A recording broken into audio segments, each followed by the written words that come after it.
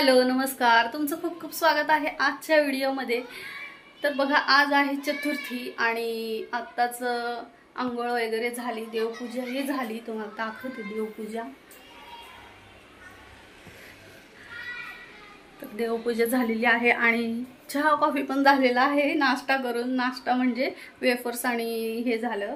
तर आता बनवायची आहे खिचडी साबुदाण्याची आणि आज माझा उपवास आहे, तर सगळ्यांनीच उपवास धरलाय म्हणून आज सगळ्यांसाठीच खिचडी बनणार आहे। तर इथे शेंगदाणे भाजून ठेवलेत आणि बटाटा सुद्धा कापलेला आहे, तर अजून बटाटा चिरायचा आहे। तर चला आता खिचडी बनवून घेते आणि मग बघूया आज दिवसभरात काय काय होणार आहे। अजून मी सुद्धा काही ठरवलेलं नाहीये, बघूया एखादं एक दोन कामं आहेत तर दिसतीलच तुम्हाला व्हिडिओमध्ये। तर चला आधी खिचडी बनवते।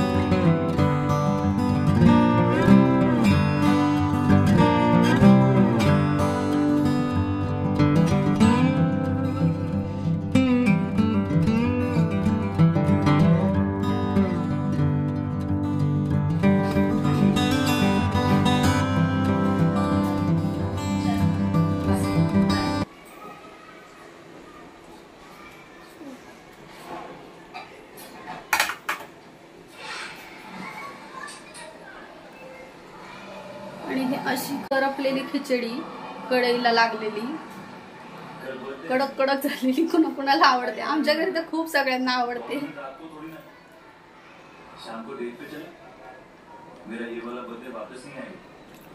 चला आता खिचडी खाऊन घेते। आज चतुर्थी आहे म्हणूनच आम्ही आलेलो आहोत थेऊरच्या गणपती बाप्पाला। तर आमचा अचानक प्लॅन ठरला, इथं यायचं काही नक्की नव्हतं। तसं दर चतुर्थीला काही आम्ही येत नाही, पण कधीतरी सुट्टी वगैरे असेल सगळ्यांना, सगळे घरी असतील तर त्यावेळेसच येत असतो आणि आज आलेलो आहोत। तर या मंदिरामध्ये ना नेहमीच गर्दी असते, कधीच रिकामं मंदिर सापडत नाही आपल्याला। आणि छानपैकी बाप्पाचं दर्शन केलं आज आणि आत्ता संध्याकाळची वेळ आहे, तर आजच्या संध्याकाळच्या नैवेद्यामध्ये बनणार आहे लापशी आणि त्यासाठीच मी हे सगळं साहित्य काढून घेतलेलं आहे। शेजारीच पाणीसुद्धा उकळायला ठेवलेलं आहे। तर कुकरमध्ये घेतलेलं आहे 2 चमचे तूप, 2 ते 3 चमचे टाकलेले आहे आणि त्याच्यामध्ये सगळे ड्रायफ्रूट जे आहेत ते मी आधी तळून घेतलेले आहेत। जरा तुपामध्ये तळलेले ड्रायफ्रूट छान लागतात म्हणून असेच जरी टाकले तरी पण चालतात नंतर। आणि हा आहे लापशीचा रवा, गव्हाची लापशी बनवते मी। तर तो सुद्धा छानपैकी लाल होईपर्यंत परतून घेतला आहे मी तुपामध्ये आणि त्यानंतर उकळलेलं पाणी त्याच्यामध्ये टाकायचे, छानपैकी मिक्स करायचे आणि मग कुकरच्या 3-4 शिट्ट्या काढून घ्यायच्या।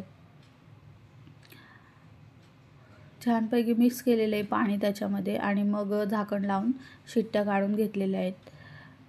4 ते 5 शिट्ट्या करायच्या आहेत कुकरच्या आणि त्यानंतर छानपैकी लापशी अशी तयार होते। आणि इथं कुकरच्या शिट्ट्या होत आहेत तोपर्यंत मी इथं विलायची कुटून घेतलेली आहे। मी हा नवीनच खलबत्ता आणलेला आहे आणि ह्याच्यामध्ये दगडाचा असल्यामुळे ना पटकन विलायची कुटून होते। विलायचीची पूड छान होते। माझ्याकडे आधी छोटा खलबत्ता होता तर त्याच्यामध्ये एवढं काही व्यवस्थित होत नव्हतं, जरा जास्त वेळ लागायचा।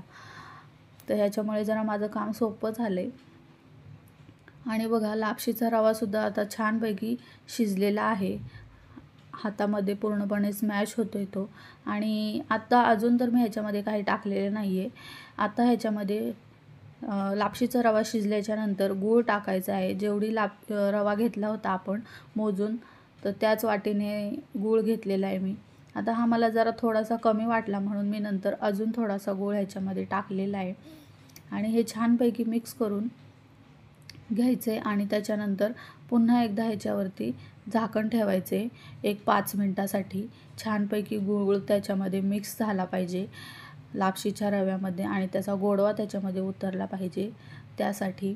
आणि बघू शकताय तुम्ही इथं की छानपैकी आपली लापशी रेडी आहे, पण अजूनही ह्याची थोडंसं पातळ जे आहे गूळ वितळलेला आहे विरघळलेला आहे. तर तो थोडासा घट्ट होईपर्यंत अजून एकदा त्याला मी ठेवलेलं आहे झाकण आणि ड्रायफ्रूट्स वगैरे टाकलेत. आता झालेलीच आहे आपली लापशी तयार आणि विलायचीची पूडसुद्धा टाकलेली आहे. तर बघा अशीच एकदम सोपी रेसिपी आहे. तुम्हीसुद्धा करू शकता किंवा तुम्ही केलीसुद्धा असेल याआधी.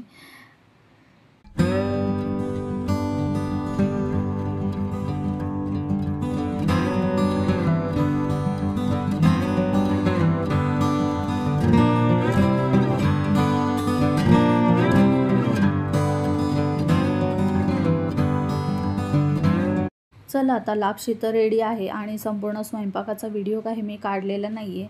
तर आता आजच्या स्वयंपाकामध्ये काय काय आहे ते तुम्हाला दाखवते मी. तर आज आहे चपाती, मेथीची भाजी, वांग्याची भाजी, वरण भात आणि स्पेशल अशी घोसावळ्याची भजी. तर घोसावळी ही फक्त आमच्याकडे भजी करण्यासाठीच आणली जातात. ह्याची भाजी वगैरे अजिबात कोणाला आवडत नाही. तर चला आजचा चतुर्थी स्पेशल मेनू असाच होता, साधा सिंपल आणि थोडासा चटपटीतसुद्धा. तर कसा वाटला आजचा व्हिडिओ तुम्हाला कमेंट करून नक्की सांगा. आवडला असेल तर लाईक करा आणि चॅनलला सबस्क्राईब करा. बाय.